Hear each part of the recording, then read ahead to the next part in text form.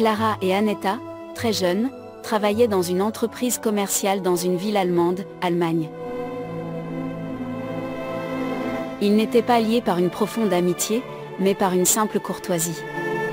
Ils travaillaient côte à côte au quotidien et l'échange d'idées ne pouvait manquer. Clara s'est déclarée ouvertement religieuse et a ressenti le devoir d'éduquer et d'interpeller Aneta lorsqu'elle s'est révélée légère et superficielle en matière de religion. Ils ont passé du temps ensemble, puis Aneta s'est mariée et a quitté l'entreprise. À l'automne de cette année-là, Clara passait ses vacances au bord du lac de Garde. Vers la mi-septembre, sa mère lui envoie une lettre de sa ville natale. Aneta est décédée, elle a été victime d'un accident de voiture. Ils l'ont enterrée hier au Waldfriedhof. La nouvelle effraya la bonne demoiselle, sachant que son amie n'était pas très religieuse. Était-elle prête à se présenter devant Dieu? Mourant subitement, comment aurait-elle pu s'en sortir? Le lendemain, il a écouté la Sainte Messe et a également communié en son suffrage, en priant avec ferveur. La nuit, 10 minutes après minuit, la vision a eu lieu.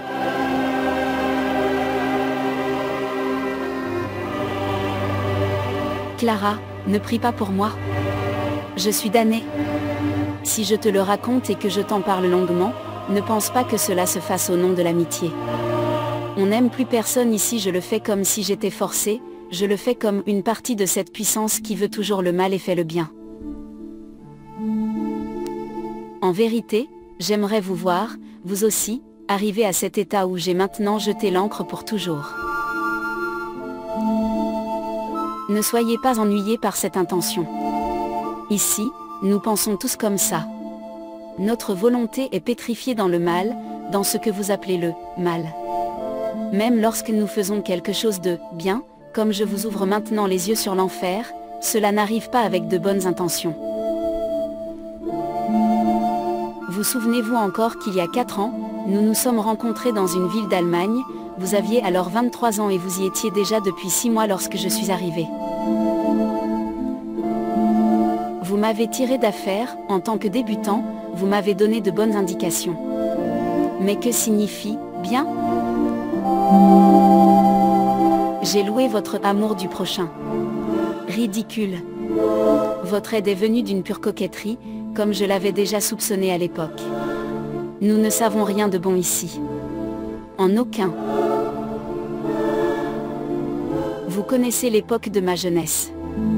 Je vais combler quelques lacunes ici. D'après le projet de mes parents, à vrai dire, je n'aurais même pas dû exister, il leur est arrivé une chose malheureuse. Mes 2 sœurs avaient déjà 14 et 15 ans lorsque je m'occupais de la lumière. Je n'avais jamais existé. Si seulement je pouvais me détruire maintenant, échapper à ces tourments. Aucune volupté n'égalerait celle avec laquelle je quitterais mon existence, comme une robe de cendre qui se perd dans le néant. Mais je dois exister. Je dois exister ainsi, comme je me suis créée, avec une existence ratée. Lorsque père et mère, encore jeunes, quittèrent la campagne pour la ville, tous deux avaient perdu le contact avec l'Église. Et c'était mieux ainsi. Ils sympathisaient avec des personnes sans lien avec l'Église. Ils se sont rencontrés lors d'une réunion de danse et 6 mois plus tard, ils ont dû se marier.